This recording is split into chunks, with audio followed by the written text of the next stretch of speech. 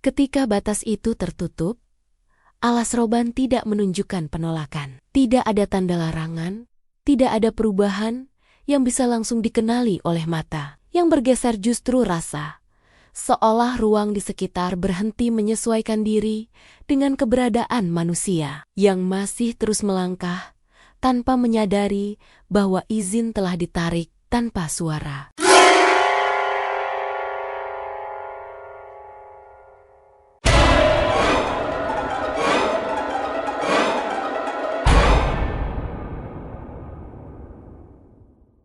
Banyak orang mengira wilayah terlarang selalu ditandai oleh bahaya yang jelas. Padahal di alas roban, ia dimulai saat jalan tetap terbuka, namun hutan berhenti mengakui langkah yang lewat. Udara terasa sama, cahaya tidak berubah, tetapi keberadaan manusia mulai terasa terlalu asing untuk berada di sana. Pada titik ini, seseorang tidak sedang melanggar, juga tidak sedang tersesat. Ia hanya telah berjalan melewati batas yang tidak pernah diberi nama. Wilayah terlarang bukan tempat yang dilarang untuk dimasuki, melainkan ruang yang tidak pernah disiapkan untuk menerima manusia. Setiap langkah berikutnya bukan lagi bagian dari perjalanan biasa. Ia menjadi keputusan yang tidak bisa ditarik kembali. Dan tanpa peringatan apapun, manusia yang masih merasa berada di jalur aman telah masuk ke wilayah di mana kesalahan tidak lagi membutuhkan alasan untuk terjadi. Di dalam alas roban, ada jalur yang secara kasat mata tampak sama seperti yang lain. Tanahnya padat, pepohonannya rapi, dan tidak ada tanda peringatan apapun. Namun orang-orang lama tahu, jalur semacam itu seringkali justru yang paling harus dihindari. Wilayah terlarang tidak selalu ditandai oleh kegelapan atau rasa takut. Ia sering hadir dalam bentuk yang terlalu normal, terlalu tenang, seolah tidak terjadi apa-apa, padahal sesuatu sedang mengamati dengan penuh kesabaran. Mereka yang tanpa sengaja memasuki wilayah ini kerap merasakan perubahan yang tidak langsung disadari. Nafas menjadi lebih pendek, pikiran terasa ringan, dan ingatan tentang tujuan perjalanan mulai kabur. Beberapa orang bahkan mengaku lupa mengapa mereka berada di alas roban. Bukan lupa nama atau identitas, melainkan lupa alasan. Seakan-akan perjalanan itu sendiri tiba-tiba tidak lagi penting. Dalam kepercayaan tua, wilayah seperti ini disebut sebagai tempat niat diuji. Siapapun yang melangkah tanpa kesadaran penuh akan kehilangan pegangan pertama. Tujuan di titik-titik tertentu, suara alam berubah. Angin tidak lagi terdengar menyapu, melainkan berputar. Daun tidak jatuh, tetapi seolah menggantung lebih lama dari seharusnya, menunda waktu dengan caranya sendiri. Ada larangan lama yang jarang dijelaskan alasannya. Jangan duduk sembarangan.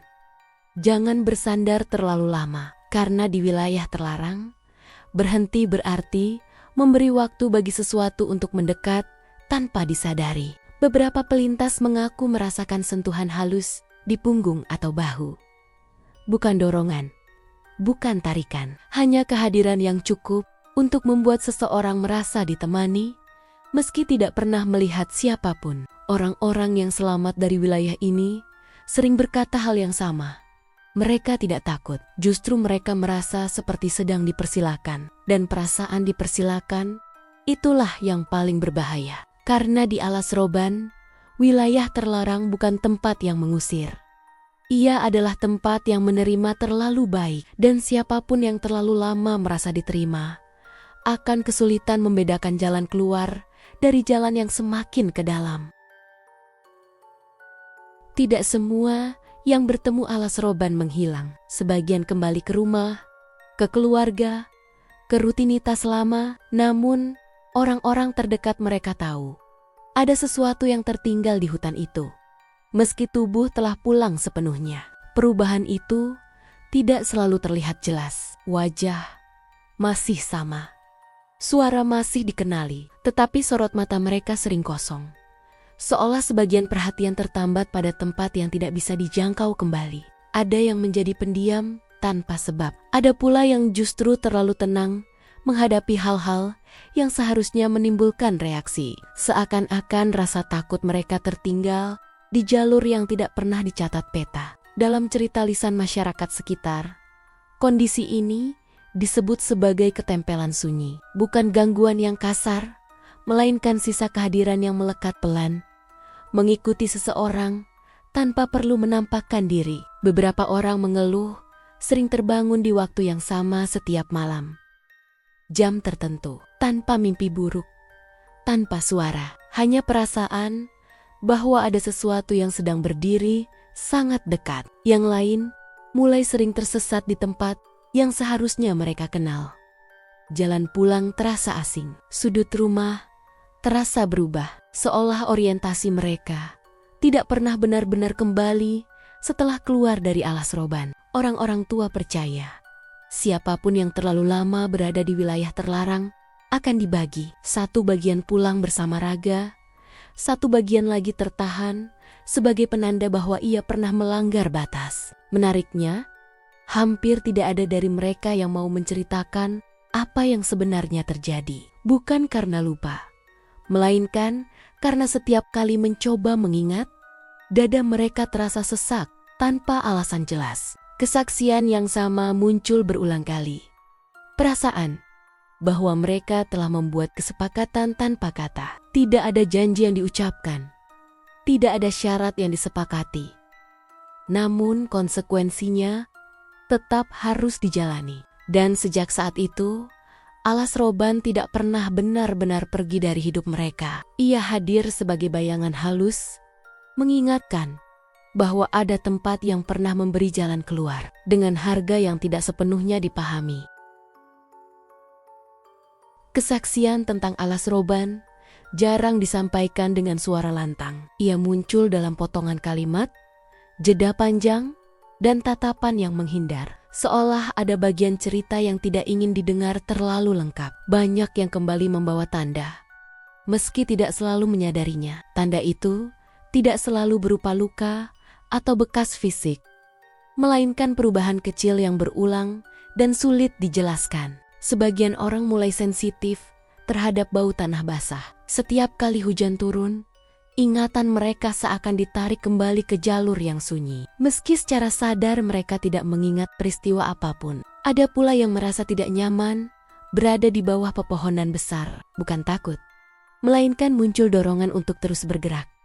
Seolah berhenti terlalu lama akan mengundang sesuatu yang tidak terlihat. Beberapa kesaksian menyebutkan perubahan pada pola tidur. Mimpi menjadi jarang, tetapi rasa lelah semakin berat. Seakan-akan tubuh beristirahat, sementara batin tetap berjaga di tempat lain. Tanda yang paling sering muncul adalah hilangnya kepekaan terhadap waktu. Jam terasa cepat berlalu tanpa kesadaran, lalu tiba-tiba melambat secara ekstrem dalam situasi tertentu. Dalam tradisi lisan, kondisi ini dianggap sebagai akibat dari waktu yang tidak tuntas. Sebagian perjalanan diyakini belum sepenuhnya selesai. Meski raga telah kembali ke kehidupan biasa, orang-orang tua menyebut bahwa alas roban jarang mengambil secara paksa. Ia lebih sering meninggalkan titipan, sebuah pengingat bahwa seseorang pernah melangkah terlalu jauh tanpa pamit yang benar. Titipan itu tidak selalu bersifat jahat, kadang hanya berupa rasa waspada berlebihan, kadang berupa mimpi tentang jalan panjang yang tidak pernah mencapai tujuan. Namun dalam beberapa kasus, titipan itu menjadi beban. Mereka merasa diawasi bukan untuk ditakuti, melainkan untuk diingatkan bahwa ada batas yang pernah mereka lewati. Menariknya, tanda-tanda ini seringkali muncul pada waktu yang sama setiap tahunnya. Bulan tertentu, musim tertentu, seolah alas roban memiliki siklus pengingatnya sendiri. Beberapa orang mengaku mendengar suara alam yang terasa terlalu jelas pada saat-saat itu. Angin, dedaunan, dan langkah kaki terdengar seperti membawa pesan yang hampir bisa dimengerti. Namun setiap kali mereka mencoba memaknainya, pesan itu kembali menjadi sunyi. Seakan-akan makna hanya boleh dirasakan, bukan dijelaskan. Kesaksian-kesaksian senyap ini jarang dicatat secara resmi. Ia hidup dari mulut ke mulut, Dari tatapan ke tatapan, dari peringatan yang disampaikan tanpa penjelasan rinci. Dan dari semua tanda itu, satu hal yang paling sering diulang adalah kalimat sederhana. Jangan kembali tanpa alasan yang benar. Karena Alas Roban selalu ingat siapa saja yang pernah meninggalkan jejak. Jauh sebelum aspal membelah Alas Roban, wilayah ini sudah dikenal sebagai jalur sunyi yang tidak semua orang boleh lewati. Pada masa kerajaan-kerajaan awal Jawa, hutan ini bukan hanya pemisah geografis, melainkan batas kekuasaan yang tidak tertulis. Para empu dan penasehat kerajaan menyebut Alas Roban sebagai wilayah berisi bukan karena makhluk tertentu, melainkan karena energi dari peristiwa-peristiwa lama yang tidak pernah benar-benar pergi. Jalur ini dahulu dilalui oleh utusan kerajaan, pasukan kecil, dan rombongan dagang yang membawa kepentingan besar. Namun tidak semua rombongan kembali dengan jumlah yang sama seperti saat berangkat. Catatan lisan menyebutkan bahwa beberapa penguasa sengaja menjadikan Alas Roban sebagai tempat seleksi alam. Siapa yang lolos dianggap layak, siapa yang gagal dianggap memang tidak seharusnya melanjutkan perjalanan. Dalam kepercayaan lama, wilayah seperti ini disebut Tapalaku, tempat di mana niat manusia diuji sebelum diberi jalan menuju tujuan yang lebih besar. Beberapa sesepuh percaya di masa lalu pernah dilakukan ritual penandaan wilayah, bukan untuk mengundang kekuatan, melainkan untuk menenangkan sesuatu yang sudah ada jauh sebelum manusia menetap. Ritual itu tidak dicatat dalam prasasti. Ia diwariskan sebagai bisikan antar generasi tentang sesaji yang ditanam, doa yang diucapkan, dan sumpah untuk tidak melanggar batas yang telah disepakati. Namun seiring waktu, sumpah itu dilupakan. Jalur diperlebar, hutan dibelah. Kepentingan manusia tumbuh lebih cepat daripada ingatan akan etika lama. Disinilah banyak orang percaya keseimbangan mulai bergeser. Alas Roban tidak berubah menjadi marah, tetapi menjadi lebih selektif. Ia tidak lagi menolak secara terang-terangan, melainkan menilai dalam diam. Peristiwa-peristiwa ganjil yang muncul di kemudian hari dianggap sebagai gema dari ketidaksopanan kolektif, bukan hukuman, melainkan konsekuensi dari lupa bahwa tidak semua jalan diciptakan hanya untuk dilalui. Sejak saat itu, Alas Roban dikenal sebagai jalur yang meminta lebih dari sekadar keberanian. Ia meminta kesadaran, kesanggupan untuk berjalan tanpa merasa paling berhak. Orang-orang tua meyakini, siapapun yang masuk dengan niat meremehkan akan dibuat bingung, bukan untuk disakiti, melainkan agar belajar bahwa arah tidak selalu bisa dipaksakan. Jejak sejarah ini tidak tampak pada batu atau bangunan. Ia hidup dalam pola kejadian yang berulang. Orang tersesat di titik yang sama, waktu melar di jam yang serupa. Semua itu dianggap sebagai tanda bahwa Alas Roban masih menjalankan perannya sebagai penjaga ambang. Tidak memihak manusia, tidak pula memusuhi, hanya menjaga keseimbangan yang jarang dipahami. Dan sejak masa itu, setiap orang yang melangkah ke dalam Alas Roban sebenarnya sedang mengulang satu pertanyaan lama. Apakah ia datang sebagai tamu yang sadar, atau hanya sebagai pelintas yang merasa berhak? Di titik ini, episode 1 hampir lengkap secara makna. Langkah berikutnya akan membawa kita ke penutup episode yang berat dan mengunci rasa. Setelah semua kisah, kesaksian, dan jejak lama disatukan, satu hal menjadi jelas. Alas Roban tidak pernah bersikap netral. Ia tidak sekadar dilewati, tetapi selalu menanggapi siapapun yang masuk ke dalam wilayahnya. Tanggapan itu tidak selalu tampak sebagai peristiwa besar. Seringkali ia hadir dalam bentuk yang paling sederhana. Perubahan rasa, arah yang melenceng sedikit, atau waktu yang terasa tidak utuh. Gerbang Alas Roban tidak berupa pintu atau tanda. Ia hadir sebagai ambang yang hanya bisa dirasakan. Ambang antara sadar dan lengah, antara hormat dan merasa berhak. Siapapun yang melewatinya tanpa kesadaran penuh akan mengira tidak terjadi apa-apa. Hingga suatu hari, mereka menyadari bahwa sebagian dari diri mereka belum benar-benar kembali. Orang-orang tua selalu berkata, alas roban tidak pernah mengambil lebih dulu. Ia hanya menahan apa yang dengan ringan ditinggalkan oleh manusia sendiri. Kehati-hatian, niat yang jernih, dan rasa tahu batas. Itulah sebabnya tidak ada kisah heroik tentang menaklukkan alas roban.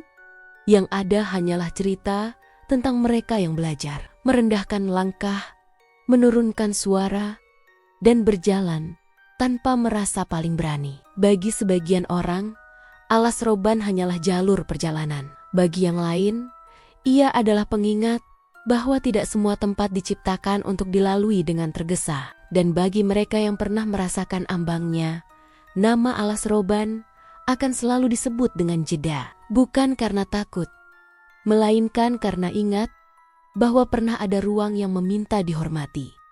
Karena gerbang sejati tidak pernah menutup dengan keras. Ia hanya diam, membiarkan manusia menilai dirinya sendiri sebelum melangkah lebih jauh. Dan di sanalah alas roban tetap berdiri, tidak menunggu, tidak memanggil, hanya memastikan bahwa setiap langkah yang masuk benar-benar siap untuk keluar.